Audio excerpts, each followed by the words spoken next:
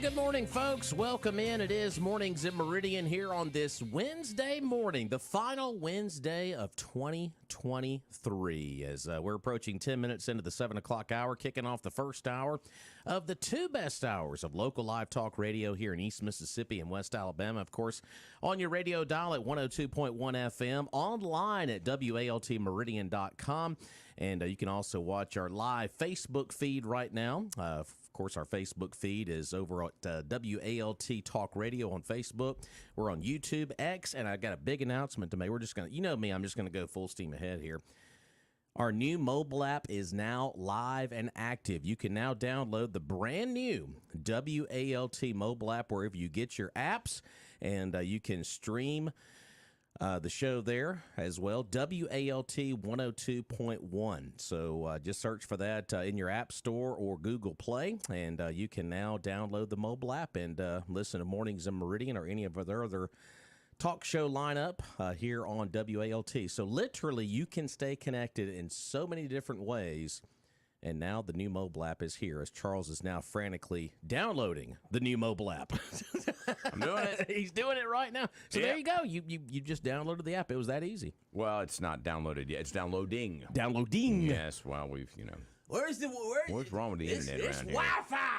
Yep. No, don't say that to the engineers after all the hard work they put in yesterday. We love the Wi-Fi. Yes, don't mess with that. I did want to kick off the show this morning and say that big thank yous to our engineering staff. Kyle and Scott, love you guys so much. You work exceptionally hard on getting us back on the air yesterday. I know it was a long day, and engineers don't get enough love live on the radio, so we just wanted to thank them. I know it was kind of a tough day after Christmas. Yeah, that was trying to figure out the bugs going on, but we're up and running, and appreciate them on the radio end for getting us live. Fantastic job. And That's rolling right. here on a Wednesday morning. So, Charles, how you doing this morning? I'm doing well. How about you? Doing good. A little bit of a cool start. 34 degrees out there this morning. We're going to heat up to maybe 50-something today. Okay. So, and then by toward the end of the week, highs are only going to be in the 40s.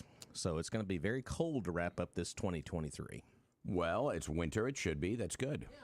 So you got your work clothes on, going back to the restaurant today. Oh, yes. Back open. Back open today. Yeah, and we should have a pretty good weekend. A lot of folks still in town, a lot of families still around. So, of course, a lot of travelers coming through as well. So, looking forward to a good week. Of course, we're open New Year's Eve, actually. So, it's Sunday night. We're rarely open on Sunday night, but we are open this Sunday. So, if you want to come out, then we'd love to be on your list of places to go. So, you'll be closed Monday, obviously. We're closed Monday, then reopen Tuesday. Reopen Tuesday. Okay, very good. So, and I think a lot of businesses will follow that model this week. I know a lot of folks with Christmas, they did the whole Tuesday thing. But I think with New Year's, it may just be the Monday thing only. Sure, but I think the kids are back in school probably, Wednesday? I think so. Right? I saw that. I was like, I was looking at my ball schedules for January, and I got some early January games. I'm like, are they going back this early? Yeah. And I was like, good Lord. I was like, I always thought they'd wait at least a few more days in January. So, well, with New Year's being on that Monday, it's weird. In the beginning of the week, you want to go back Thursday or Friday or wait the whole week? I mean, you can't really go back. Well, I guess you could go back the 7th,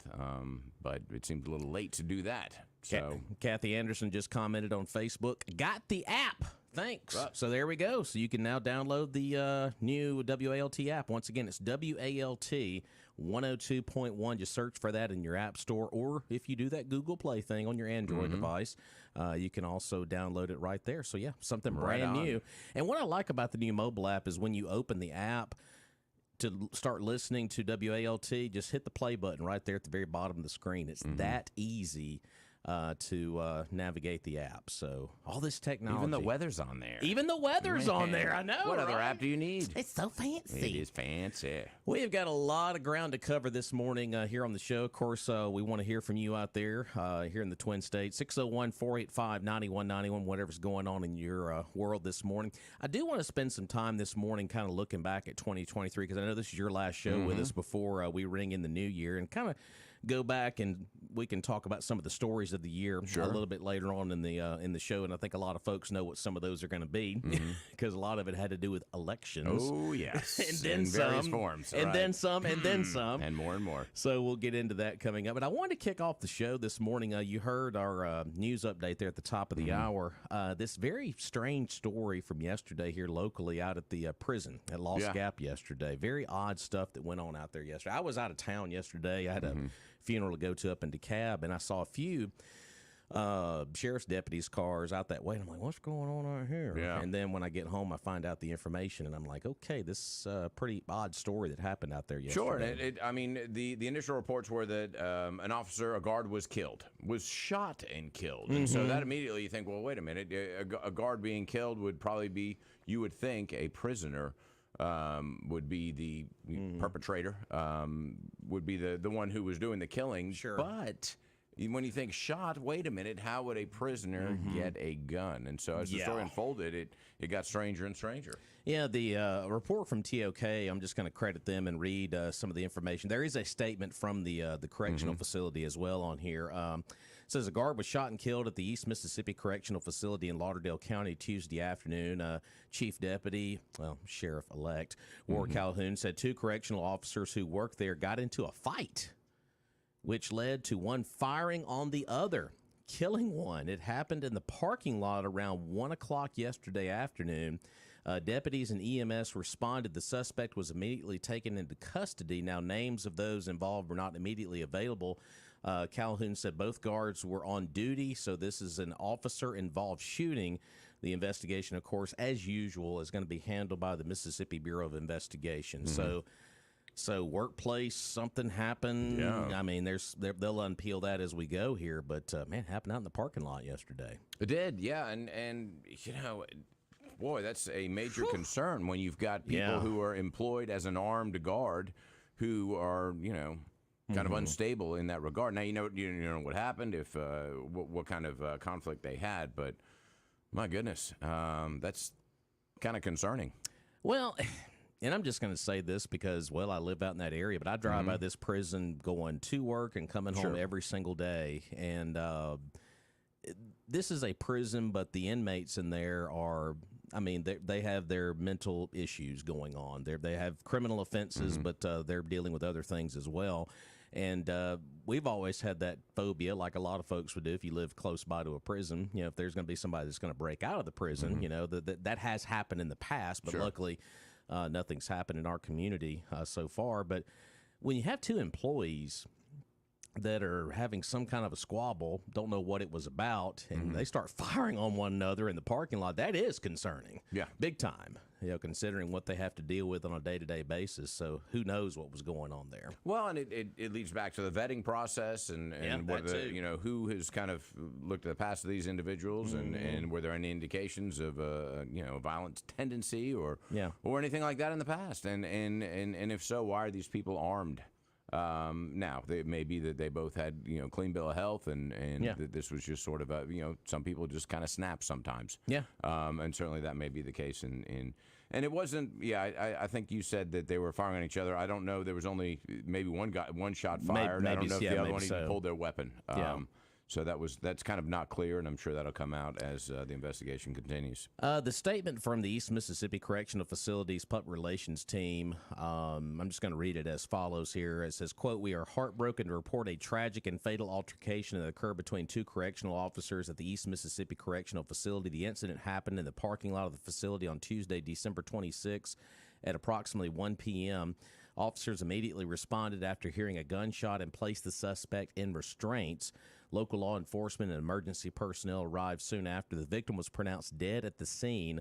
The suspect was taken into custody, is currently being processed by the Lauderdale County Sheriff's Office. The facility is fully cooperating with local law enforcement as they investigate what led to the altercation. And finally, the statement reads, "Our hearts go out to the victim's family. MTC is committed to supporting them through this very difficult time." So basically kind of an open and shut case, you would believe, as far as the shooting is concerned. But obviously there's going to be an investigation of what led up to what happened there yesterday afternoon at 1 o'clock. So. Sure. And, you know, a little bit odd, maybe it's not, I don't know, but what's something that strikes me is that if you're an armed guard at a prison, why are you leaving the well, not really the premises because you're still in the parking lot, but certainly the compound, if you will, with your weapon? Wouldn't you kind of log that into your locker and I'm not sure. pick it up? I don't know. I don't know what the policy is. Yeah. Which may change after this. I don't know. But and maybe that's standard is that you take that weapon home. Maybe you own the weapon. I'm not sure. Yeah, that would be. But still, it seems something that's extraneous. If you need it on premise, that's your only really use for the weapon is when you're inside the gates, so to speak, of the prison and not the parking lot. Yeah, I think that would be a great question for our Sheriff-elect, Ward Calhoun, who's going to take office here in a few days. Of course, he's quoted in this article a good bit. And, of course, with the Sheriff's Office also not just operating the Sheriff's Department, but the correctional facility here locally in Meridian that the county is budgeted to run.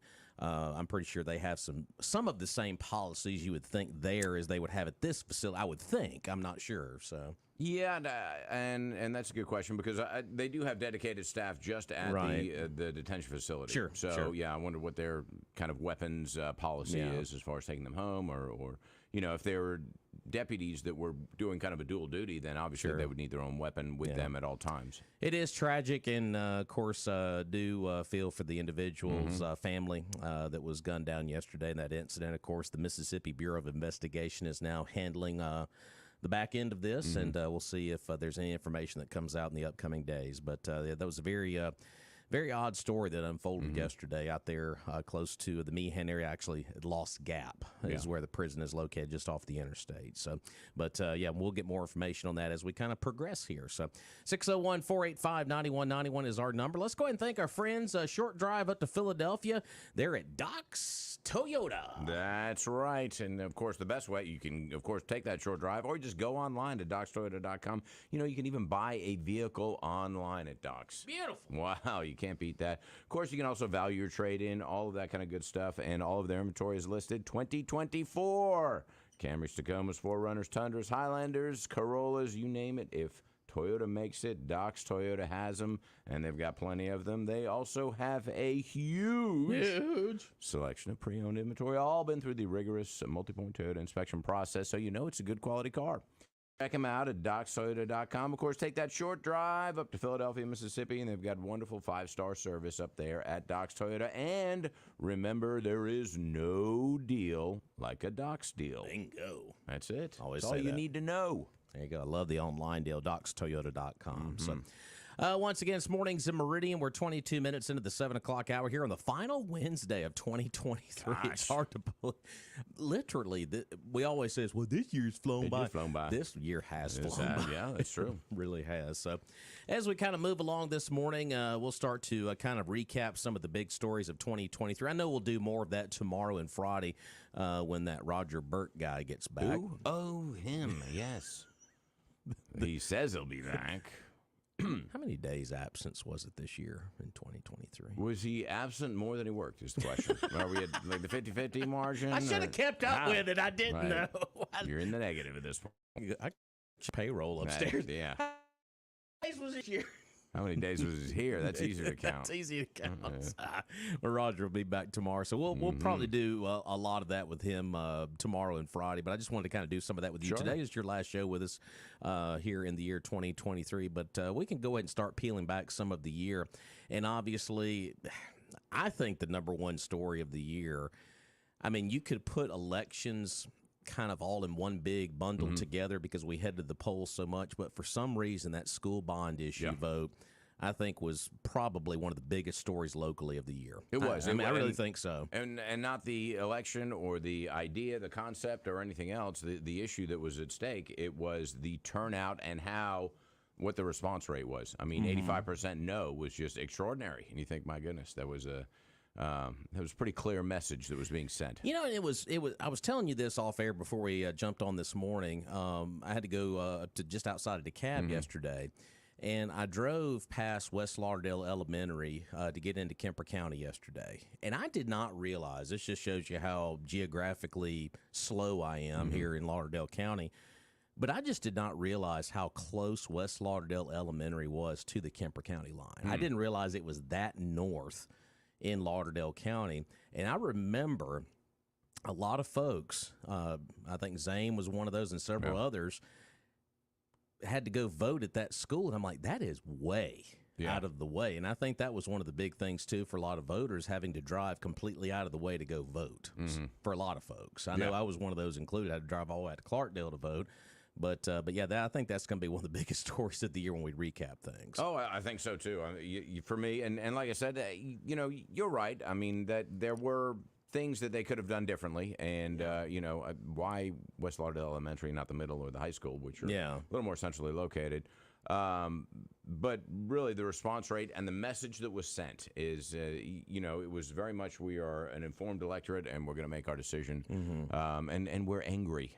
And don't take advantage of us. And I think that was the message. It was a clear message. And to me, it's sort of a barometer of the state of mind, not only locally, but regionally, statewide, nationally, kind of this mistrust, this cynicism of government and people who are, quote, unquote, in charge. Yeah. And so I think what we saw was just a small little kind of, as I said, a barometer of what the public sentiment is about anybody involved in any sort of government.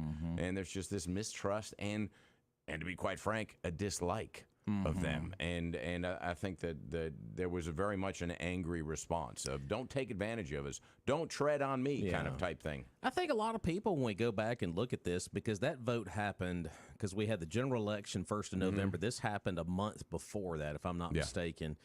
Because we had the primary, then we had a runoff for coroner, shocker. Right, and then we had the school bond. The school bond. Then we went back to the polls for general election. So we've been voting all year. Yeah, we were voting all year long. I'm exhausted. But when we go back and look at that school bond deal, I think we all agreed, I think, across the board, that we are not against career technical education. Not at all. I don't think we're against it, but like you said, it was just how everything was laid out on the table in the end that had a lot of people just kind of saying, hey, this does not pass the smell test whatsoever. And funny that you say laid out on the table. I think that there was a lot of deception, and I think that was their strategy. And so it wasn't candid. They weren't open and said, hey, this is what we're doing, this is why we're doing, and this is why it needs to be done. There was a little bit of that, but I think there was also the strategy of making it a special election, and I wouldn't say making it inaccessible, but making it a little more challenging for people to go out and vote. And for a one-issue election, you have to feel strongly one way or the other to make the effort to do it. If you're ambivalent, you're like, you know, then you're not going to go vote. You're not going to make that effort. Do you think at some point this is going to get revisited? Maybe. I'm not sure what the future is for this issue. I mean, with the building and everything like that. I mean, I would hope so. I think that Rob Smith is going to do a fantastic job developing this CTE. I know Rob personally. I mean, he's a good friend of mine. And I hate to interrupt you here, but that, I think that is one person that got lost in this whole shuffle. I think Rob has good intentions, and I think it was a tough situation for him personally. It was. He was put in the middle of it. Yeah. But with the $10 million that he's got, I mean, I think he's got a good start, but I think the success that he's going to show in a few years with the CTE is going to give him the opportunity, or the school board the opportunity, to revisit that and say, you know what, we do need to expand, and we're ready to take that next step. As long as they're open about it, and that everything's up front, and that they do it during a normal election, don't do a special election.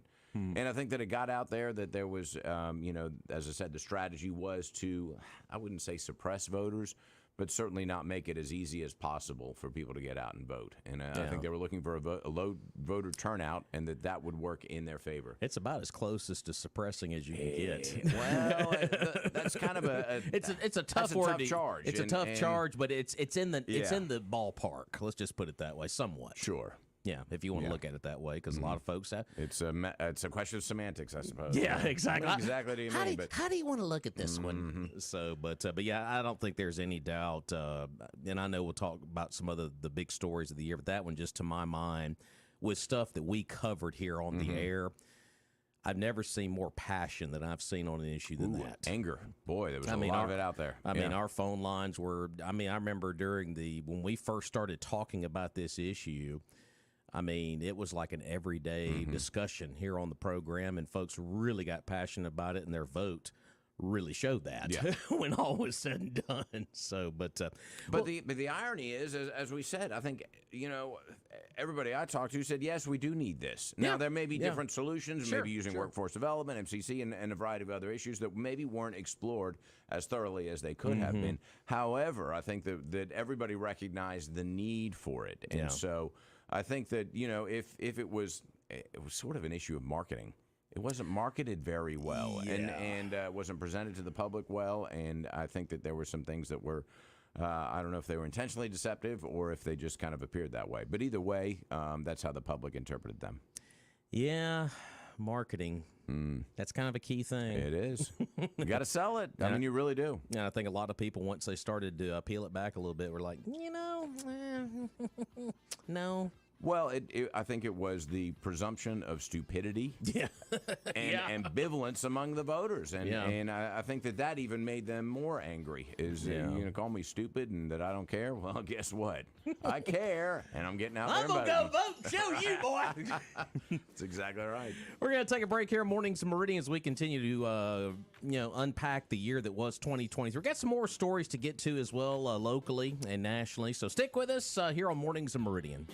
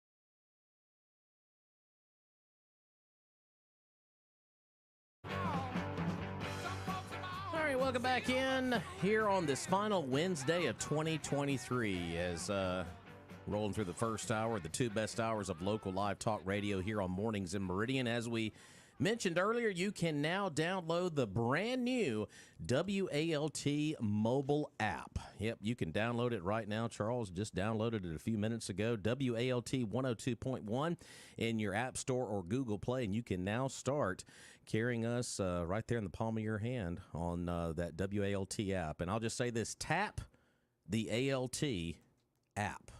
How about that? Tap the app? Yeah, tap the app. You like that? Yeah. I wonder, there's a button here that says contact WALT 102.1. Is that directly to the studio? No, we designed it to go somewhere else. Then, all right. I was going to call it and be like, You was gonna call it's it? me. And then, okay. Oh, well. What are you calling from the app for? Right. So, but cool new feature here for WALT. So, Yeah, mobile is. app with Facebook, Twitter, and everything else. Right Or, on. excuse me, X. X. Don't want to offend Elon. So No, I there don't you mind go. offending Elon. I don't think he cares about us. to He's be not honest. worried about us in Meridian, Yeah, so that's for sure. Right. Doesn't even know we're here. Before we get back into the show, we need to thank some great folks who appreciate your business here in 2023, and they hope to serve you in 24. And that is Doug Martin Sr., Doug Martin Jr., fantastic staff at Martin Roofing. That's right. They've been doing roofing right for over 30 years. Locally owned and operated, licensed in the state of Mississippi, and they take pride in standing behind their work from start through cleanup. And I mean cleanup, it's like they were never there except for you got a brand new roof. You can give them a call today at 601-485-5920 for a free estimate, and they'll come by and inspect your roof for damage. Of course, they'll be happy to work with your insurance company as well. Member of the Better Business Bureau. That is Martin Roofing. Doug Martin Jr., Doug Martin Sr. will answer the phone at 601-485-5920. Pretty sure a lot of folks saw this story yesterday, and this will be a big blow to not just the Jackson and Pearl area, but I think Mississippi as a whole. And there is a potential move that could be on the horizon for the Mississippi Braves over in Pearl to be moving out of the Magnolia State. BT did the reporting yesterday. Says the state could be on the verge of losing the Mississippi Braves. A newspaper in Columbus, Georgia, and other media outlets are reporting that relocation is a possibility. The report from, the Ledger Inquirer, stated that the Mississippi Braves are on a short list to be relocated to Georgia and considered the likely favorites. In a study from Fangraphs.com, it shows that MLB teams are moving their minor league affiliates closer to their major league cities over the last few decades. Now, the Braves are currently the only Atlanta Braves minor league affiliate not in Georgia. So a lot of folks over in that area not too happy about this potential news. They quoted one fan here, says, I think it's going to be a big change, honestly, because we're losing our hometown team. I mean, that's a team that this whole place is built around. Another person said, sure wish this wouldn't. That's a big economic boost for this area. I've been to a few games there, and you don't get much better than this right here in a small town. I've been to a few games there. I mean, it's a short drive over to Pearl to watch the Braves. Of course, all the guys that are up at the major league level have come through Pearl, of course, Mississippi, the Mississippi Braves. But is this going to happen? Looks like it might. Yeah. And I think this will be a big blow to that area over there because that Pearl area is really built around that stadium. So, because you got the shopping that's around the stadium, with those outlets that have popped up over there, you got Bass Pro, Sam's, all around that area that's around the stadium, and also this stadium is used for other venues, like say when State and Ole Miss play. Southern Miss will play Ole Miss or State. They use this facility for that game because they considered a central location for these baseball games to happen in the spring semester, I guess you would say. And the high schools use them for state championships. Sure. So that would be another shot for those events not to potentially happen anymore. Which the stadium would still be there, but I'm not. What would the city of Pearl do there? Right, would they upkeep it and all that kind of stuff? And so that may be a little more of a challenge for them. Now, and yeah, it seems to me that unfortunately we're the only minor league affiliate that's for the Braves is not in the state of Georgia, as you mentioned. So we would be the one to kind of move if that's what they're trying to do, is to create everything in Georgia. Although it would seem to me from a marketing perspective, once again, that word, but you would want your reach to be a little further into the regional, especially when there's no team that kind of encompasses this area. And so I think there are a lot of Braves fans locally. That may be a reason for that. And so maybe they'll reconsider. But how many... Does that leave any minor league teams, professional teams here in the state of Mississippi? You do have one on the coast. You have the Biloxi Shuckers on the coast. They're a relatively new team. They're in the same league as the Mississippi Braves. Okay. I want to say the Shuckers have been in that particular league for just a handful of years now, but we do have another minor league team in Mississippi. It's just not centrally located, but it's on the coast. And how does one go about attracting another minor league team? I don't know how that process works, but of course they quoted in this article here, of course minor league baseball has been in the city of Jackson before. Of course, the last time they had a team was in 2006. That's when they lost the Jackson Senators. Of course, they had the Jackson Mets at one point. Early on, I believe it was in the 90s, 80s and 90s. Of course, Darryl Strawberry and several others went through there, and they played there at Smith Wills Stadium, which, by the way, I had to call some games there at Smith Wills not too long ago, and that stadium is in much needed repair. It is in bad shape. Don't there drink in Jackson. the water. Yeah, I wouldn't. I wouldn't. I know. So, but this would really stink, I think, because a lot of people like to make the short drive because it's an affordable ticket. Yeah. To go watch a sporting event, especially during the summer. It's just something to kind of do, like say, hey, get away for a Saturday. And the tickets are very affordable for folks to go to these ball games. And it's a minor league game, unlike going to a major league game where the ticket prices are through the roof. Yeah. But we'll see if this happens or not. But it is in the discussion phases right now of it happening. So that would be a big blow, I think, for Mississippi. Yeah, it would be, and we sort of have an inferiority complex anyway, and so this just adds to it. And I think Jackson's got a whole lot of woes going on right now with the water that we just mentioned, and crime and everything else. So this is, I wouldn't say another nail, but it certainly is not going to help the economy in Jackson. Yeah, so we'll see what happens with this. But just know, folks, that this story is definitely on the tip of the tongue right now. But kind of digging more into the article here, according to the Clarion Ledger, the Braves' lease at Trustmark Park is up next year, which would allow the team to move. So there is that. That is on the table, too. So that's something else that you kind of put the pieces together. It would make sense that the lease is up next year. Of course, it certainly gives you some power to renegotiate the lease, doesn't it, if you're threatening that? Yeah, you're right. So one person in the article from WLBT talked about the negative economic impact it would have in Pearl. He says, I mean, obviously it's going to hurt it some, right? I mean, that's a lot of revenue that comes in that you're just going to get anymore. And they're going to have to think of new ways to impact or gain that revenue back. So a lot of other folks are quoted in this article. According to the report, the Braves are one of 5 teams in consideration. So there are other teams that are on this list of moving their franchise, their affiliate rather, to the state that they're in. So this is not a definite deal that's going to happen. So, but we'll kind of see what happens. The lease is up, and we'll just kind of see what happens from there. So 601-485-9191 is our number. Before we press on this morning, we need to thank one of our other great sponsors here on our list. And, folks, support these folks down the stretch here in 2023 and beyond. And another one of those is Jerry Purvis and, of course, Don Lucas and the staff at Purvis Business Machines. That's right. Been doing it since 1979. How many years is that? 35? Rolling. Wow. 45 almost, if I can do my math. That's right. Purvis Business Machines. They've got these lease return color copiers. I know I've talked about them before, but it's such a great deal. I can't stop talking about it. Save up to 85% on those bad boys. I mean, it's like getting a brand new copier for 15% on retail. Give them a call today, 601-693-COPY. Of course, what I really like about Purvis, and I've got a Purvis Business Machine at the restaurant, is their service. I mean, I call them, and Don Lucas or one of their sales guys or repair guys are out and in a flash. I mean, it's an hour or so. I'm back up and running, and, there's no problem there at all. Of course, they'll bring you the toner and any other supplies that you need for it as well. And all you got to do is call them. But, of course, they've got a great website at gopurvis.com and a wonderful showroom at 4505 Highway 39 North. And their motto, service, not excuses. They're not going to give you an excuse. They live by it. Yes, they do, since 1979. 693-COPY. That is Purvis Business Machines.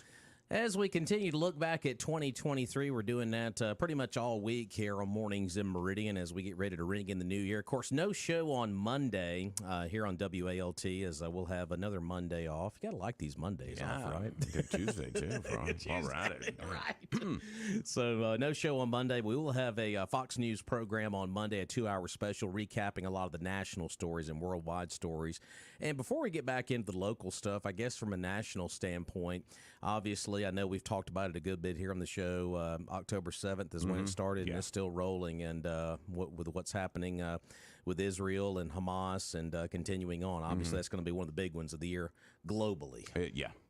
That's probably the biggest story of the year, I would think, on the international level. So you think with that story, not saying Ukraine should be completely put on the back burner, but it looks like it has been as of right now, that this conflict is taking center stage right now.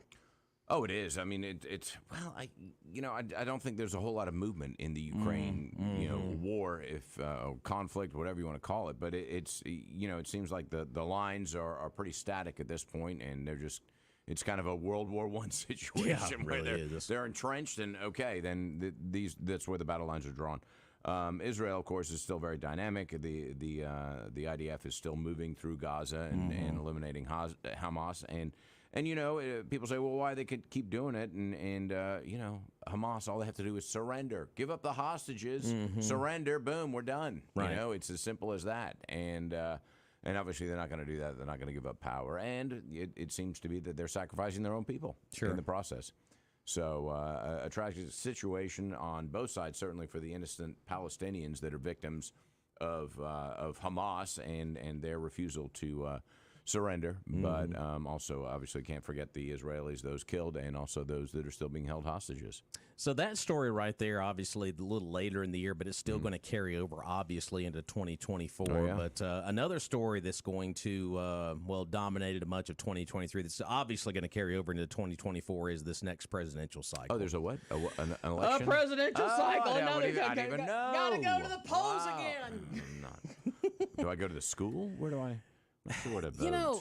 This whole process with the Republicans, obviously we've got it whittled down to just a handful now, but you remember as well as I do the first debate, just the overflow of candidates on that stage. But now we've got it whittled down. But this is obviously going to be something that's going to be followed early next year because of the Iowa caucuses. That's kind of the official kickoff of campaign season. But 2023 was filled with it, and we're going to have the full cycle now staring us right in the face in 2024. Sure, and I think we're down to the big three at this point. Asa Hutchinson and Chris Christie are still in the running. I don't know why. They're polling at less than, I think, 3%, 1% for Hutchinson. But, it's Nikki Haley, DeSantis. Ramaswamy is still sticking around. Still hovering around there. And, of course, the elephant in the room, or not in the room, as the case may be. So, Donald? Donald, polling at 70% among Republicans? Is that what the latest is showing? It's very high at this point. Yeah. I mean, but I keep saying this, an odd year with the Trump trials and the indictments and all this stuff that's still pending, but yet anytime those stories are brought up, the poll numbers just continue to soar. It is the most bizarro thing. It is. If you look at it neutrally, just on the outside looking in, if you knew nothing about what was going on, which is hard to in today's world, but you'd be astonished by that. But folks, when the indictment stuff is brought up, the poll numbers go up. They do. That's right. And I think people have a response where they say, wait a minute, this guy's being railroaded, and I'm not, I think that so many times we vote against things and not necessarily for things. And I think that, the way that school bond issue, a good example. Yeah, exactly. And I think that in this, it's you're looking at kind of the perception that he's being railroaded. And so you're voting against that, saying, that's not fair. You can't do this to this person. And as a result, I'm going to vote for him. And I see that, I hear that from other people saying, I don't necessarily like the guy. I think he may be the best option, but I also don't like what's being done to him. Yeah. And that's where my sympathies kind of lie. And I wouldn't say that it's a sympathetic vote necessarily, but I think that certainly people gravitate towards voting against a process that seems unfair. and that's the process of the trials that he's got. So it'll be interesting how it plays out because he keeps saying things that make me cringe and just go, why? Why do you have to keep saying stuff like that? Just tell us your policy. They're great, and then Anyway. I mean, hate to put you on the spot here. Clay Travis and Buck Sexton had this argument all the time. Buck thinks that Biden is going to be the nominee. Yeah. Clay Travis seems to think that he's not going to be the nominee. What say you, Charles Frazier? Will Joe Biden be in the final two? That's a tough question. It really is. I mean, I was thinking about that this morning because there was another, I think Newsmax had a story on about that, and I was kind of like, I'm the same way. I'm like, I just don't know. Cognitively, you would think right now, absolutely not. And that's the best argument. How much worse is that going to get? Well, and it's already bad. I mean, could it get much worse? I know, right? I think the problem is there isn't a clear candidate that's kind of moved up in the ranks to say that's our obvious choice, and that they will kind of pass the mantle, very calmly, and it would be kind of a smooth transition in a way. There isn't anybody. Gavin Newsom had sort of been tagged that, but it's sort of trended that way. They haven't really, the Democratic Party hasn't really positioned him as such. So I don't know if they haven't made that decision yet, because I think ultimately the Democratic Party will make that decision. And I'm going to tell you Biden will. Another thing to watch out for, and just prepare yourselves for this potential, this to happen. Joe Manchin.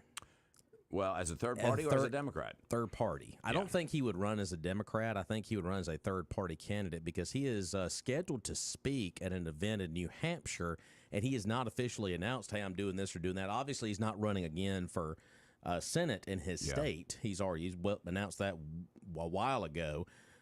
That is definitely on the table for that to happen. Of course, RFK Jr., that was kind of fun while it lasted, but I think that's kind of fizzled its way on out a little bit. But yeah, the Joe Manchin card is going to be on the table at some point. Well, and obviously it would take some serious backing, and so if he has a couple of super PACs behind him, then it could be a possibility. And his running mate, Tulsi Gabbard, somebody like that. You get a Republican that, well, even a former Democrat that's now a Republican, but with a strong military background, and that might be a powerful ticket. So the election cycle will be a story for this year and probably the year after. The year in review continues here on Mornings of Meridian. We'll get back into some current topics coming up here on the show. Stay close.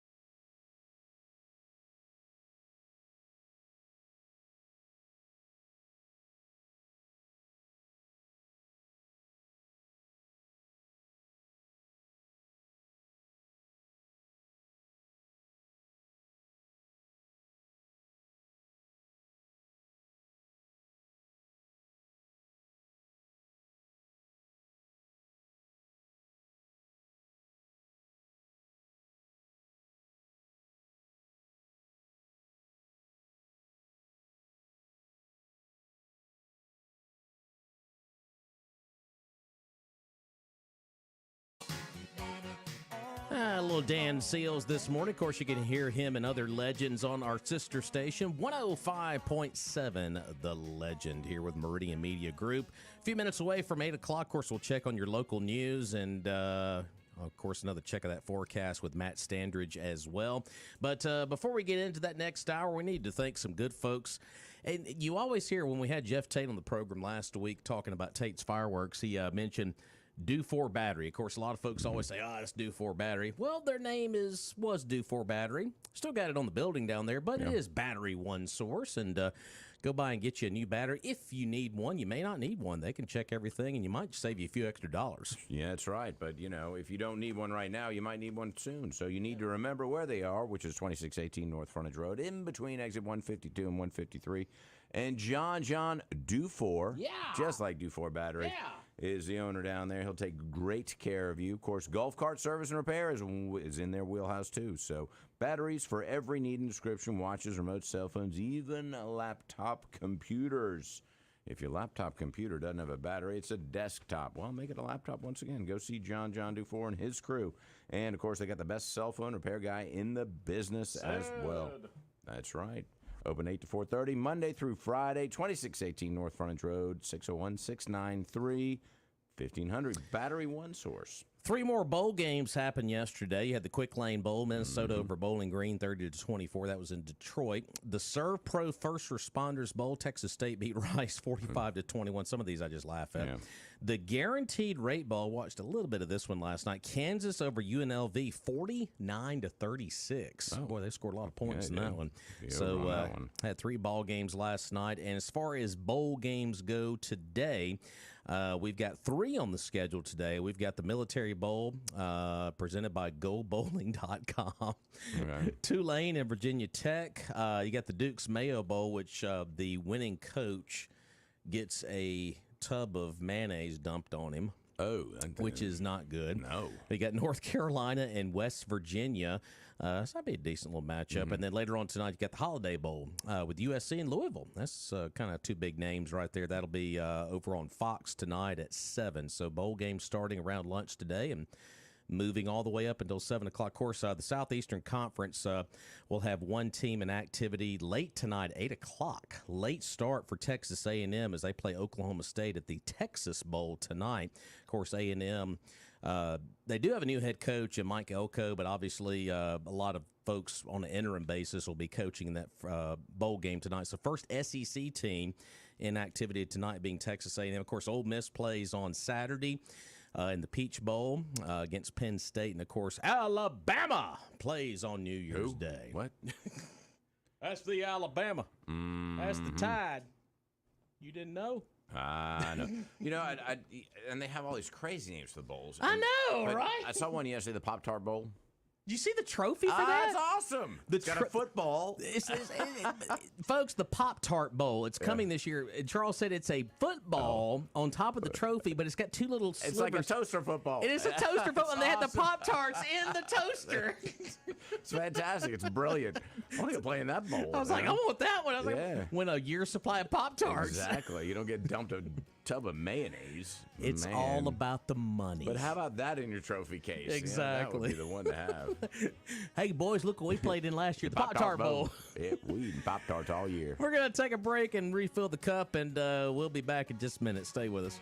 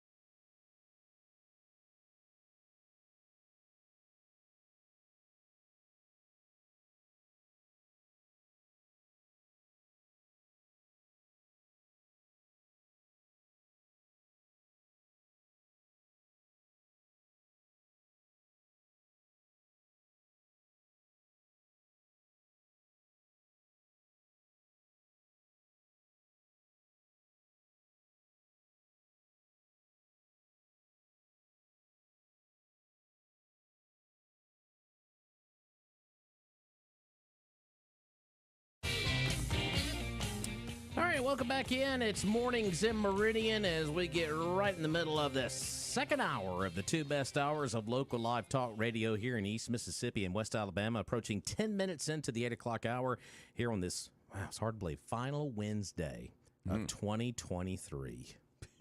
Wow. A few more days to enjoy 2023. 601-485-9191 is our number, and we'd love to hear from you folks out there. As we're doing a little bit of current stories this morning and some of the year in review as well, both locally and some national stuff as well, as it'll be our final show with this man, Charles Frazier of 2023. That's right. Yeah. I'm done. Done, baby. Till next week, but yeah. Next year. Next year, yeah. We'll see you next year. Right. There you go. So before we get back into some of those stories, do have a couple of other stories we're going to get into from a national perspective as well, as we say a prayer for the Detroit Pistons. I heard that story there at the top of the hour. It's like, how do you lose 20? Was it 27? 27 in a row. Remember the Detroit Lions back then? They had an 0 for 16, didn't they? They've swapped it. Yeah. 0 for 16 was bad. Now, of course, that's NFL. I don't play as many games. The Lions are probably thinking, man, we're not the worst team in town anymore. Look at those guys. Gosh, they're really not very good. I heard that. I was like, 27 in a row. That's just, yikes. I don't think the coach is going to make it. I don't think he's going to make it. He's going to make it up there. Before you know, it's going to be fan participation night at Piston games. Exactly. Come on in. Exactly. Before we get to our next story here on Mornings of Meridian, I tell you who else we need to thank, and that's our good buddy Billy Adam Calvert down at Southern Business Supply. I tell you what, Billy Adam does a lot of great stuff for us, representing this area over in Jackson. Of course, I know they'll be getting back to work in the new year, but folks, you need to support Billy Adam Calvert and his family and the great business they have just down the road from us on Dale Drive across the new Wayman Newell Bridge. Oh, yes. It's a nice bridge. Southern Business Supply, yeah. Oh, you know it is. And of course, Southern Business Supply. If you're in business, they've got everything you need. You know, whether that's office supplies, janitorial supplies. They got those big 5-gallon spring water coolers, and of course break room supplies. They also have a full line of office furniture and home office furniture, the desks, chairs, filing cabinets, everything you need for an office. Pretty much, you know, whether that's supplies or furniture, they've got it all right there. What's great about it is that you can just go to southernbusinesssupply.com and order all of those things. I mean, you get staples, a stapler. Yes. Paper clips, anything you need for your office, pens, highlighters, you know, whatever you would need, they've got it, and it will be delivered the next day. Can't beat that. I mean, it's better than any of those other big box stores or the online shopping that you don't want to do. No, keep your money local. Buy local, your money stays here, and just say no to the big box stores. Go to southernbusinesssupply.com and order. They'll bring it the next day. Of course, go see them as well. 5685 Dale Drive right here in Marion. Open 8 to 5, Monday through Friday. Call them, 601-485-2447. Southern Business Supply. It's amazing to me. People get a thrill out of driving over the new bridges here in Lauderdale. I do it just I'm to gonna drive over the bridge. I'm going to do it. I wonder if we should have a little tour, the new bridge tour. The new bridge tour. Yeah, exactly. Like the markers, you have like a blues trail and all that kind of stuff. We got the bridge trail right here in Lauderdale County. That's a good idea for tourism here in Lauderdale County. It's a bridge tour. Not the bridges in Madison County, you know, the covered bridges. Tell Laura Carmichael that's the new. It's like that could be added to the tourism She'll list. be like, sure, I'll get back to you on that one. Yeah. Okay. Why can't I get Laura on the phone? So, but yeah, I guess that's as we just mentioned New Bridge. I guess we can. That's one of the big stories of the year: infrastructure here in Lauderdale County. Of course, I know. This project just got finished not too terribly long ago, but the North Hills project, much needed for a very long time. But not just that stretch of roadway, but the medical district, another stretch of road, but just roadways being resurfaced. A lot of paving projects all over the city and county, which was a big plus for our area. Coming down 39 all the way from North Hills up to the coke plant. I mean, that's that was a big stretch, and that's now completed. So. Yeah, there were a lot of things that needed to be done, and it makes the city that much more better, I think. I mean, it improves the look of it. Obviously improves the driving quality as well, the driving conditions. Though the one issue that I have is still that right turn lane. Right turn lane, 39. Yeah, North Hills at 39. Why? We need to name that the Charles Frazier No, turn. not at all. I had nothing to do with that. And it's not like Rogers Light where he was the one lobbying for it. Right. If they change it, we can call it the Charles Frazier turn. But, change it the way it should be, which is more of a merge lane, not the, come to a stop right turn. That is one of the strangest things that was done in that whole project. Right. Well, you would think, okay, we're going to make it more efficient. We'll make it easier for everybody. And no, let's just make it more difficult. And to be honest, it's more dangerous. Yeah. Because the angle is so severe when you're merging onto 39 from North Hills. But anyway. Of course, don't want to forget about the 22nd Avenue project. It got complete. I want to say that did get complete. It was early on in the year that it finally got complete. I know it does. Great. I know it does have some flaws with it, and I get that too. Of course, so there's certain businesses that you try to make a left-hand turn, and there's those planters in the middle of the road. I just roll over the planters. Just roll. That's it. Yeah. And a lot of drive, put it in. And a lot of folks are like, "Why are those out there?" Well, it's a federal project in some aspects, and that's probably something that came with it. Sure, there's some funding that's involved with it, but I think the street looks great. As you're coming in from the interstate into downtown, I mean, it's a good, welcoming street with the addition of the Lauderdale County facility over there on the left-hand side, too, as you're driving in. Right-hand side if you're leaving. But I think that's a nice new addition as well. So I think obviously that was a big highlight for not just the city but the county as well. And of course there was some lowlights this year as well. Some kind of stuff that we weren't too thrilled about. Yeah. And I'll just kind of hit this one real quick just because it happened toward the end of the year, and that was garbage fee increase we talked about for several days. All right. $168. Of course, that was with the county, but one story that it's not going to go away. There's always going to be underlying stories within this topic, and that is crime in Meridian. Yeah. We were talking about that off air a few minutes ago, and you know, I guess the three big shootings that really just kind of popped in my mind immediately was the shooting at Dollar Tree there on North Hills on that one morning. Lady was shot outside of that business.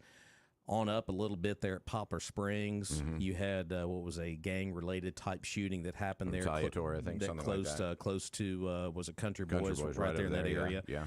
And then, of course, the shooting happened fairly close to downtown Meridian earlier this year as well. Those are really the big three that really pop out in my mind. I could be neglecting a couple of others, but you said off air a while ago, you know, crime is always going to be anywhere, but obviously we always kind of put that under the magnifying glass here on the show a lot. Yeah. So we do. And you know, and I certainly don't mean to dismiss it and say, oh, that's, you know, it's kind of like the poor. We'll always have them with us. That's not necessarily the case, and certainly we don't need to have this acceptance and ambivalence about it and say that's just the way it is. We do need to kind of be vigilant about preventing it and also preventing future occurrences, of course, obviously, and looking at what our society is doing to kind of mold these young men into the lifestyle that's creating these criminals. But I think that, it seems to me that it's kind of almost, I wouldn't say accepted, but that's what we've got now. We're 7 or 8 murders a year, and there's going to be a couple that are sort of make us feel uncomfortable, and you think, okay, that's in an area that's unexpected, like the Dollar Tree one, sort of a random shooting, a robbery gone wrong. The one that happened over Country Boys was more of a retaliatory thing. I think it just happened in a place that was unexpected. Yeah. And then the one downtown was just a big. I think there was a festival. I've forgotten which festival it was, but and that happened. That happened earlier this year. I can't remember exactly when, but yeah. Well, it seemed late summer, maybe. Maybe, yeah. But those are, like I said, those are the three that just when I was kind of going back and remembering some, those were just the three that just kind of stood out in my mind. Like I said, it could be neglecting several others, and that's my apologies. Those are just the ones that popped in my head earlier. So, but 601-485-9191 as we continue to look back at 2023 here as we're enjoying the last show of the year with Charles Frazier here on the show this morning. So, and no Roger. No Roger. Hey, caller, thanks for holding. Good morning to you. Yeah, Mayor's done a good job. He'll be reelected. Ain't easy nobody running against Jimmy Smith. I just want to say one thing about the crime. Yes, sir. Because I told y'all when they opened that new building, I had a guy approached us in a very dangerous situation. Somebody should have had security out there walking around looking in the car. I was at a clinic yesterday.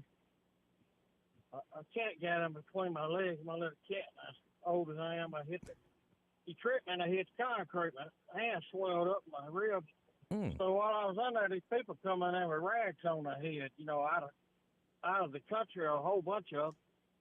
And I walked outside, and he was looking at my brother was sitting down there, and one of them was walking around looking in through the windows at the 100% disabled tag, and he's walking all around the cars, looking inside the cars and the windows and stuff.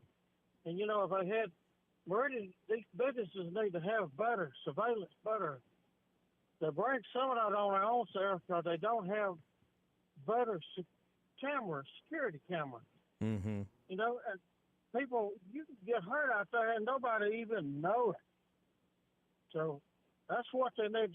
Somebody needs to kind of, when they have the business round table, what do they need to try to get these cameras up in these businesses, especially when it's around clinics and where old folks is at, and have somebody kind of watching them. So yeah, that's where a lot of your crime comes right there. And nobody, like I'm saying, you get stuff stole, you get hurt out there, and nobody even know it. Well, I know, sir, I know the city council is discussing with local businesses about doing something about that. I know that has been on the table about putting camera systems in businesses. So there is something on the table in the kind of near future, but they're still in the discussion phase on that. Yeah, let me tell you this, and I'll let you go. Yes, sir. Yeah, they've been talking about doing a 4-lane and a 7-lane for 50 years on that North Hill Street. And they talk about it and talk. Meridian has a bad habit of talking. But I'll say one thing. They're doing a little better right now. I'm really impressed with it, like you see, the infrastructure going on. But they need to do less what they get talking about and letting it slide for 20, 30 years and go ahead at least implement and get people out there and get a strategy on paper. So let's go ahead and put this plan in action and let's go with it. When we get the opportunity to implement the thing. Sure. All right, thank you. I got to get my gas. I appreciate that. Yeah, get some for me too. That's so. right. I'll take some. There you go. But I remember the council, and you remember this when they had representatives from Jackson come over and talked about implementing these. Was it like an AI type camera system that they wanted to put in businesses? I know that was discussed earlier this year, but I don't think it's taken a step forward yet. So no, and it was kind of okay. We reported it that it was this presentation was made to the city council, and nothing else was heard. But with a clinic, that's kind of a different thing, especially if it's a government entity. You know, because they've kind of got a monopoly. But any business that's a competitive business, has a vested interest in making sure that their facilities are safe. And if I've got a parking lot and there are some people wandering around that are looking in cars or harassing people, then guess what? I've got security that I'm going to hire, because if I don't, then my business is going to suffer. So I have a vested interest in making sure that my area is secure. Me personally, I don't have a parking lot per se. It's kind of on-street parking. Sure. So I'm not really in that situation, nor would that be within the scope of my private property. Because if I've got a parking lot, like we had at Crescent City Now, a hotel, that was a parking lot that was private, and so I would have somebody patrol that area and say, you need to get out of here. This is private property, but. So I think the businesses will do that, and but a clinic, that's they've kind of got that's probably state funded. Sure. And so Texter writes into the show, has the Dollar Tree shooting been solved? To my knowledge, I don't believe so. Now, there was a lot of arrests made here recently, but I think that was a lot of homicide arrests, and the woman that was shot at the Dollar Tree location, was able to survive, obviously, and had surgery and whatnot. But to my knowledge, Charles, I could be wrong on that. Yeah. I can't remember either. I know the description was of a vehicle and of, I think, a couple. Yeah. A man and a woman. And so with those things, you would think that there would be a strong possibility that an arrest would be made. But, I hadn't heard either one way or the other. And, of course, don't want to forget about bank robberies, too. We had several of those here in Meridian this past year, especially on bicycle. Right, the bicycle robber. Yeah. And I think the naked man is still running down Meridian, too, I think there's a naked woman, too, from what I understand. Yeah, there is a naked woman. Not looking for either one of them. Exactly. I don't want to see that. Someone just tuned in and was like, that was a story of the year. Naked people running around. Yeah, pretty much. Unfortunately, it was. I don't know about story of the year. I mean, it's on the list. Byline. I don't know what you call that. Honorable mention. How about that? Or dishonorable mention. Very dishonorable. Hey, caller, thanks for holding. Good morning to you. Hey, good morning. We got to find some way to connect them two. The two naked people running around. Hook them up. Yeah. It's a couple. That was all cake, by the way. Yeah, they found the match. Hey, listen. Me and Roger in 2007, when I came home from Washington D.C., Maryland area, I told Roger then. I said, Roger, we got to get ready because it's coming. When I left the D.C. area in 2007, when you went to a store, sometimes you can go in the day, sometimes they would let you in the day, and at night you would have to come up to that window and you would have to show the people what you want. You would put your money in, they would put it on a little roll around window door, and you would get it. You would not come inside that store. All the banks in the area when I left had that bulletproof glass and I was telling Rob, we're gonna have to get wise, and it's time to start preparing. We need to start preparing. We can't wait till the child get killed at that four-way stop before we put a stop sign up. We have got to get prepared for it. It's coming here, y'all. Yeah. Even the illegal migrants, we're gonna get an overflow sooner or later. It's coming. Well, they showed this morning on Fox. We had the television on in here, man, on the street, and it said 35,000 plus just over Christmas weekend at the border. Now, that's got to be a record. I mean, they said, yeah, obviously it is. So when I saw that number, I was like, good, great, just on Christmas weekend alone. Wow. And they said they interviewed one of the person that was coming in the crowd that they got coming now. He said they coming to get out of poverty. They ain't coming because they're being persecuted. They're coming so they can get out of poverty. I mean, it's and they're gonna get to the border and they're gonna let them in because I thought that was supposed to be if you're being persecuted or something, wherever you're coming from. Right. So they have openly said that, but yet they still gonna get in when they get here. I don't know, man. Might as well put a sign up down there that says "Welcome all" at this point, because it's not just folks in South America. It's from all over the world that are coming across that border. Yes, all over the world. And I'm like the people in Chicago. We're not anti-immigrants or anything like that. We're just just takeover. It's like, come on. That's what we're. I just thought our country was founded on a constitution, and of course we have laws. We have a rule of law that is continuously being broken on a daily basis, and I think at this point, does the law really exist anymore? You know what? That's the same thought I had. I mean, are we really living by the Constitution? It's kind of like the Ten Commandments. We're not even living with the Ten Commandments. They just throw it out the window. They know thou shalt not kill. No, that's gone. And let me ask you something, gentlemen. Have how many of them immigrants have Jimmy Fowler and Colbert taken in, because they were the ones back in Trump days that we want the immigrants to come on. I don't know if they've got any over for. It's probably about zero. I wonder how many they're going to have for New Year's this year for their party. Right. Exactly none. Yeah. Right. Yeah. A lot of talking, just air. That's right. Most of it is. I wonder all those folks that were going to move to Canada at one point. They're all still here too. So. Hey, them big mansions that they got, the immigrants can camp out there. Yeah. That's right. I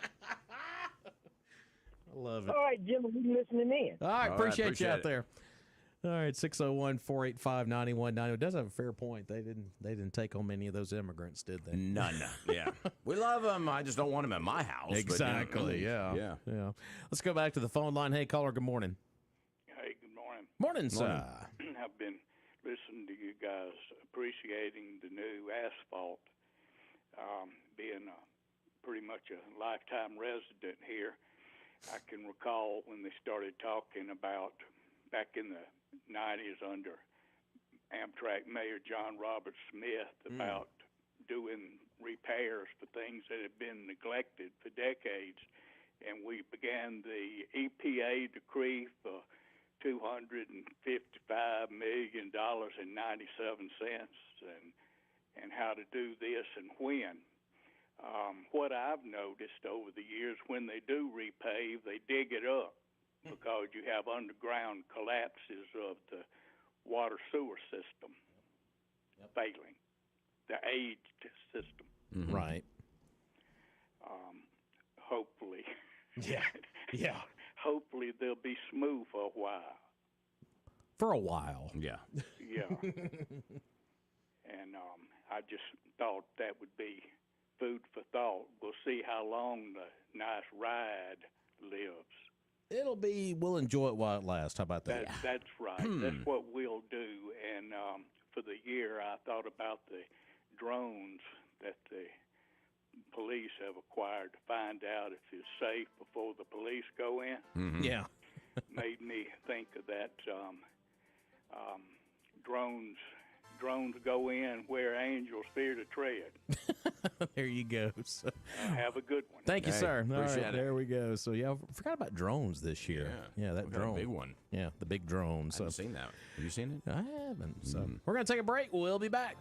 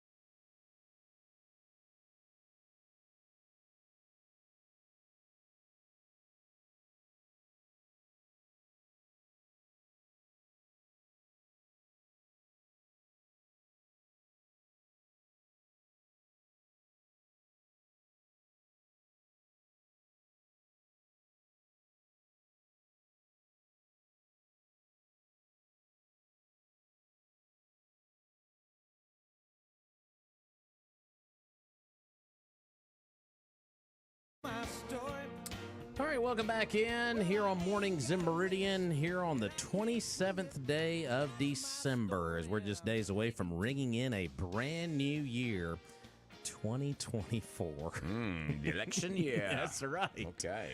601-485-9191 as we're recapping some of the local stories of the year here in Meridian, Lauderdale County, as we're enjoying our final show of the year with Charles Frazier. Been a fun year. It has. Here on the air with Charles all year. I'm looking forward to next year as well. So. Me too. All right, before we move on here to our next story, we need to thank some great local advertisers once again, and one of those is the staff down at Premier Paint and Body. That's right. Danny Shelton leads the crew. They've been doing it for over 30 years and over 90 years combined experience amongst that hard-working, dedicated staff at Premier Paint and Body. You know where they are, right next to Johnson Dodge on Highway 39 North, open 8 to 5 Monday through Friday. They'll give you a free estimate, work with your insurance company, and all of their work has a lifetime warranty. Whether it's a ding, a dent, a scratch, or something a little bigger, they can handle it, and the results are like new. No job is too small or too large. Go to Premier Paint and Body. You can give them a call today, 601-482-PAINT. Oh, that number's easy to remember, 482-PAINT. See how that works. And, get some quality paint job done at Premier Paint and Body, right next to Johnson Dodge, Highway 39 North. All right, as we look at the birthday list today, kind of a kind of list today. Lackluster. Let's see. John Amos is 84. Of course, he was in one of the Die Hard movies and some other films as well. He was in Meridian a few years ago. Not too terribly long ago. Yeah, he's 84 today. All right. Also on the list today is, she is currently in the group Paramore. Of course, she is a local girl. Haley Williams is 35 today. All right. Also, wrestling superstar Bill Goldberg is 57 years old. Okay. Today, co-anchor Savannah Guthrie is 52 today, and that's pretty much it. That's kind of the big names on the list today. So here on this 27th day of December, here in 2023. Well, as we continue to look back on some of the big stories of 2023, obviously we talked about the school bond issue already this morning. I think we thought that was probably the biggest local story of the year. But obviously, when it comes to election, we did have a local election too, and statewide, and obviously Lauderdale County was front stage and center with two big races. Sure. Obviously, the big one was Sheriff of Lauderdale County, and boy, that one pretty much dominated the entire year, most of it. It did, yeah. That was a big election, and I think the surprise was the margin of victory that Chief Deputy Ward Calhoun had. And so certainly that we followed that one closely, and there was a lot of people, kind of a lot of camps or a lot of people in each camp, and so certainly that was a topic of conversation for a long time. But of course, we also had the coroner's race, which was a very crowded field, and so it was, the biggest joke of the year of 2023. Because I mean. It's not a position that you would think people would necessarily really gravitate towards. I mean, it's certainly not considered a fun job, I wouldn't think. Certainly very necessary, and but yeah, the sheer number of candidates in that race was a surprise, I think, for all of us, and it became kind of a running joke. Not that the job's a joke by any means, but just the number of people who are. It was definitely our fun joke here all year.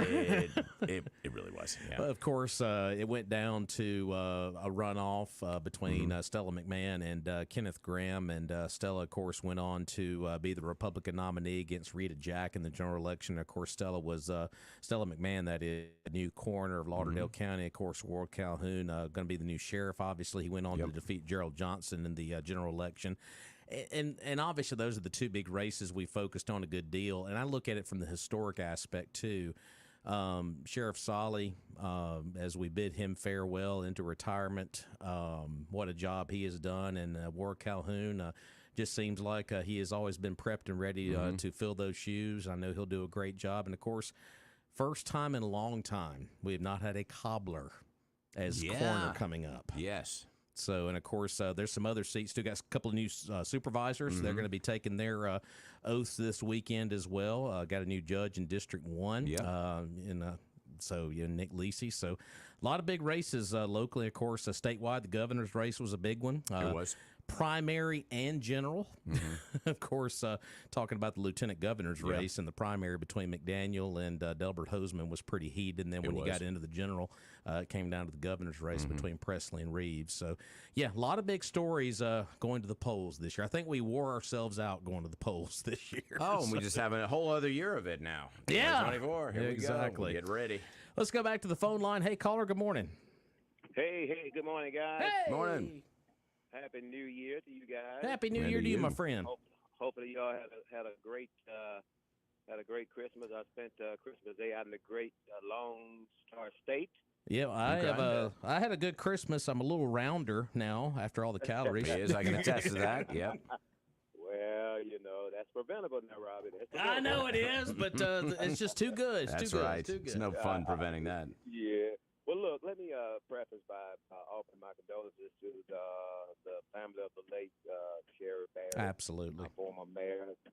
Our heart goes out. I spoke with Sherry not too long ago during the campaign that season, and she told me of her woes, and I put her on our prayer list at our church, and she, asked me if I would. I asked her would it be all right. She said we would. So we were in constant prayer for her. We were just believing God for a blessing and a miracle there, but he said otherwise. So I just want to say to the Barry family, my deepest and heartfelt sympathy and our condolences to them this morning. Well, and I hate to interrupt here, but while we're talking about former Mayor Sherry Berry, there has been an announcement made for memorial services for Mrs. Berry. They will be held at noon on January the 12th. At St. Paul's Episcopal Church. The family will receive friends from 9 a.m. until 11:45 there at the church. And but yeah, that's when the memorial will be, is on January the 12th at St. Paul's. And I'm pretty sure it's going to be a big crowd to honor the former mayor of Meridian, and lost her at 68 years old with her battle with cancer. So I mean, you could differ with her political all you want to, but you talking about a congenial and a likable person. She just was that. And my granddaughter, I mean, she thought she had just met the biggest star in the world when she first met. She was at the Boys and Girls Club, and she met Matt Barry, and man, I mean, she just she was just enamored on the fact that she got a chance to meet her. Yeah. Condolences.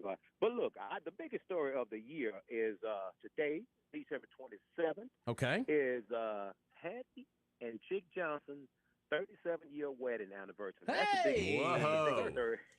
How, 30? She's been putting up with you for 37 years. That's a patient woman right there. Hey, Charles, that's not putting up with that. That's tolerating. That's tolerating. I love it. Yeah, that is a big story. Yeah. Yeah, I just want to say happy anniversary to my wife, Hattie. 37 years, and we look forward to 37 more, if the good Lord willing.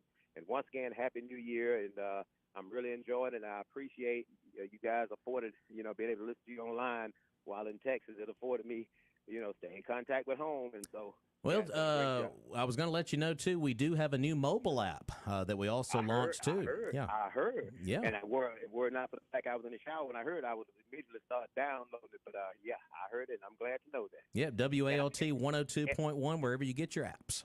Great. But look, and I was there to experience the woes with you guys being off air, too. Yeah, that was, we had to hire a new hamster yesterday, so. Okay, real good. Well, look, guys, y'all have a great day. I'm going to sell some shoes. Okay? All right, do it to it. Check. See you. All right, now. Happy anniversary. Very good. So good stuff. 37 years. Happy anniversary there. So good man right there. So appreciate that.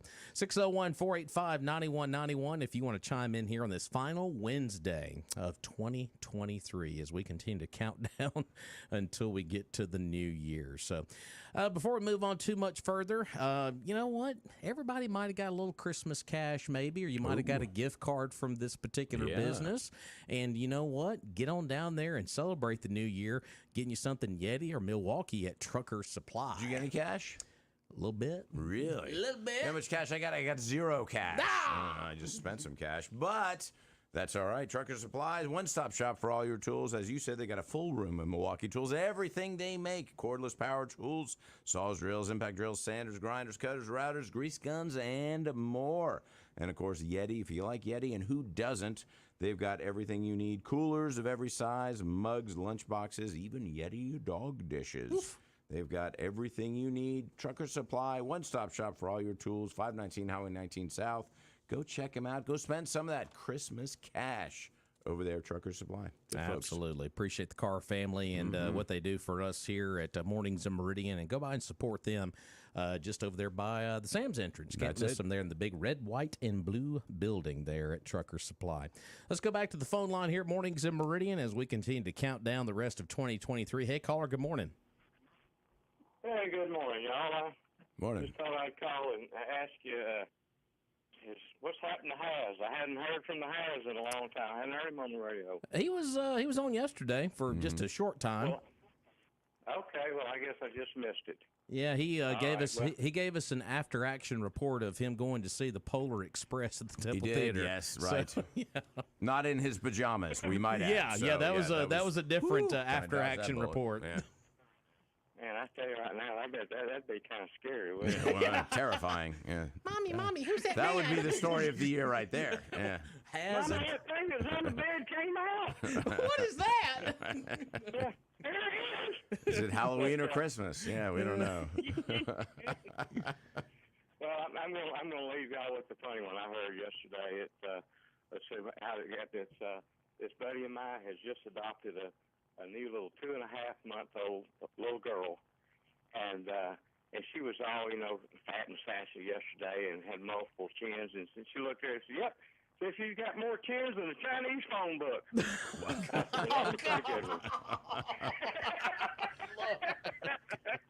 Good grief.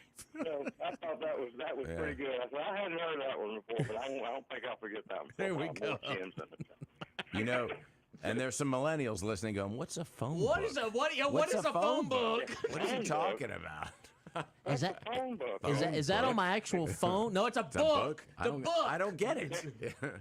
I'll never forget. I worked at a record store a long time ago when CDs first started coming out, and some little young kid walked in there. He was, 7 or 8 years old, and we still had vinyl albums. And he picked one of them up, and he said, "Mom, look at the size of this CD." Oh gosh. Did not know about albums. I said, well, I guess this is the beginning. Yep. Well, of course, albums are back in vogue now. People love that vinyl. Yeah, CDs are pretty Crazy. much gone by the boards now, and it's all about downloading music It's now. download so. or vinyl. Yep, When are exactly. 8 tracks Yeah, coming back? yeah. I still like something I can hold and read, but Yeah. of course, if I can't find my glasses, the heck with it. Yeah. If only I could read it, right? I yeah. can't read it. Y'all have a good one. I'm listening I in. appreciate Hey, it. yeah, thanks, man. I love it. Yeah, I love that. It's like, well, look at this size of this CD right here. Yeah, but you're right about phone books. It's like, Yeah. what is this? Always had the big yellow pages. Well, They still do that? Up until about 2 years ago, people were trying to still sell yellow page ads. I'm like, why would I buy a yellow page ad?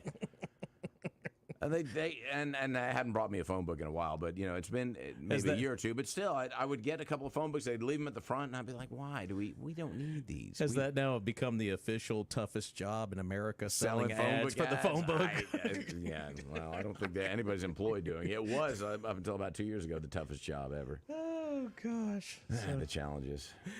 All right, Times change. Yeah, we're going to take a break here. We're about 10 minutes away from the 9 o'clock hour. Got some Glenn Beck on the way, and we could sneak another phone call or two in it. 485-9191. We'll be back. Stay close.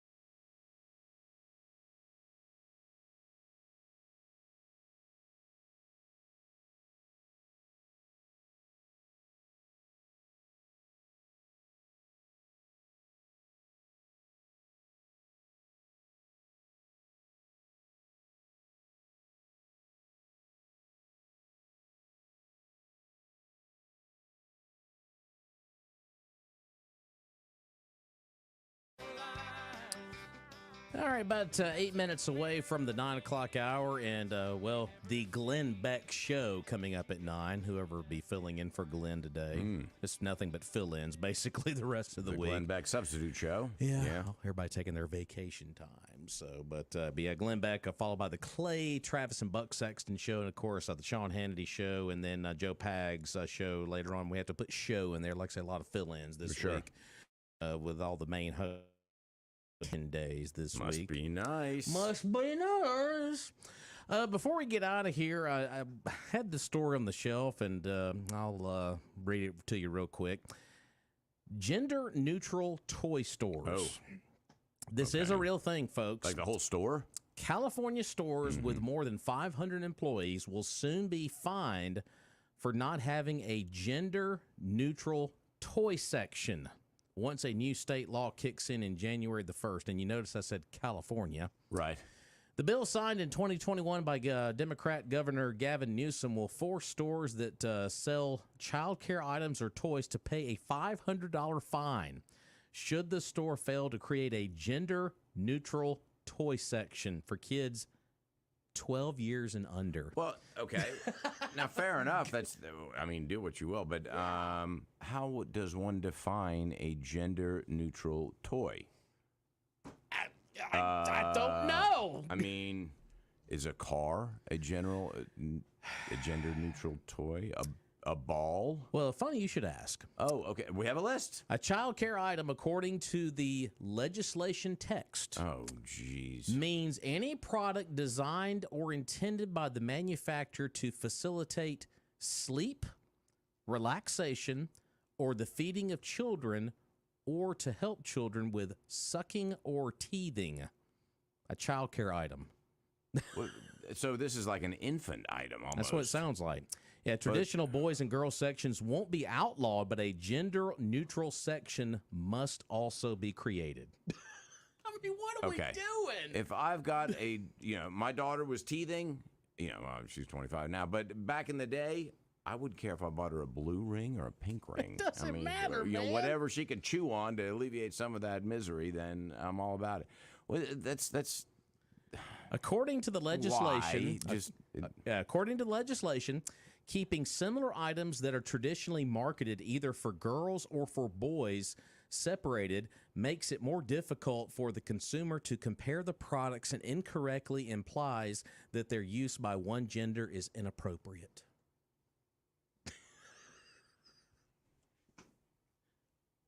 Welcome. That's really dumb. I think they got too much time on their hands. I mean, this is legislation that was signed, that was put through the process in California. I mean, really, why?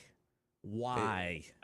Are there gender-specific aisles? I mean, I haven't been to the Walmart toy aisle in a while, but, I mean, it seems to me that it's all kind of whatever. If a girl wants a Lego, get her a Lego. I mean, who cares? The legislation says that stores must include a reasonable selection of the items and toys for children that it sells shall be displayed regardless of whether they have been traditionally marketed for either girls or for boys. Okay. Failure to comply after January 1 of 2024 may result in civil penalties enforced through legal action by the state attorney general, district attorney, or city attorney, with penalties ranging from $250 to $500 for subsequent violations. So we're not going to fight crime, but we're worried about what toys we're selling in toy stores. You can steal the toys. You can steal the toys. Yeah, right, but you can walk out the store with them and not be charged, but you have to have them labeled. Yeah, proponents of the law argue it will eliminate gender discrimination and stereotypes about boys and girls.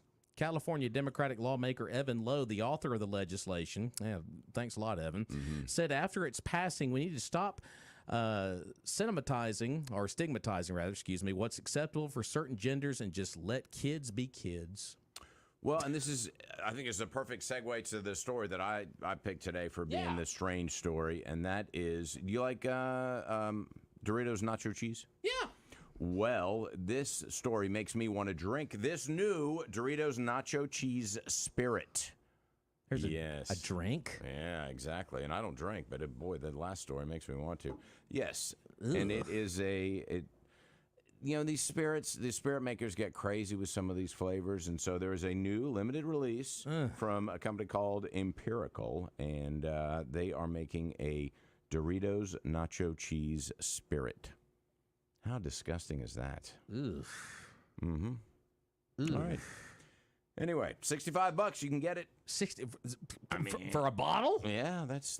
How big of a bottle are we talking about? Nacho cheese. Well, I'm sure it's a liter, so It's like all of these flavored beers. They infuse them with different flavors. I mean, some of that you can tolerate, but that right there, it's like the Oreos with all these different flavors. Well, it's like, don't mess with something. Yeah, well, that's just. I guess it's a marketing gimmick, and people buy it, being like, "Hey, look what I brought." Now there also is a bacon vodka. A bacon vodka. Yeah. Who doesn't like bacon? Hey, bacon goes good with anything. That's exactly right. Pickle vodka. Pickled vodka. Now, See, I love pickle juice, and people do drink pickle juice and vodka. Oh, I drink pickle juice, but not with vodka. Well, I mean, then, that's... you could do just sriracha vodka, and that makes sense. I mean, there's Absolute Peppers had spicy stuff for a while. I see a lot of and that. So the bacon is actually okay. Whatever, people do Bloody Marys and they put bacon in and all kinds of stuff. So you could add that. But the nacho cheese spirit is just it's a little bit. It's beyond. Well, let's just sell the nacho cheese spirit right next to the gender neutral. Yeah, right outside the gender neutral. Right. Because you're going to need that. Give me a case of that stuff. And that's going to be one story that's going to continue to roll on. You mean the nacho cheese vodka? Or okay. All the wokeness in 2024. So... Well, the pendulum may be swinging the other way. We'll see. It hadn't yet, but hadn't started to. But it's getting absurd. Well, folks, we're out of time here in the last minute of Mornings of Meridian here on this Wednesday. Charles, have a happy new year, and we'll talk to you next year. Sounds great. Happy New Year. Absolutely. Roger will be back in tomorrow, allegedly. We'll see. And, folks, the Glenn Beck Show is next. And what do we always say? Buy local. See ya.